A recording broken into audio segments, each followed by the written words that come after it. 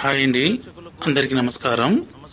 మరుగుమందు ఎలా తయారు చేస్తారు, అసలు ఈ మరుగుమందు నిజమా కాదా, ఈ మరుగుమందు వల్ల ఉపయోగాలు ఏంటి, ఈ వీడియోలో తెలుసుకుందామండి.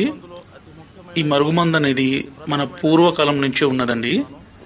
ఈ మరుగుమందు వల్ల ఉపయోగాలు ఏంటంటే, మన భర్త కానీ భార్య కానీ అలాగే ప్రేమికుల మధ్య సమస్య ఉండి అమ్మాయి అబ్బాయి మాట వినకున్నా, అబ్బాయి అమ్మాయి మాట వినకున్నా, అత్త కోడల మధ్య సమస్య, తల్లిదండ్రుల మాట వినని పిల్లల సమస్య, వీటన్నిటిని మనం ఈ మరుగుమందు ద్వారా అరికట్టవచ్చండి. ఏ విధంగా అంటే, ఈ మరుగుమందుని మేము 2 రకాలుగా తయారు చేస్తాము.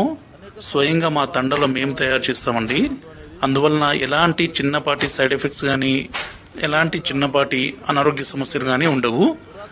ఈ మరుగుమందుని ఒకటి పసరు రూపంలో తయారు చేస్తాము, రెండోది వచ్చేసి పౌడర్ రూపం నుండి.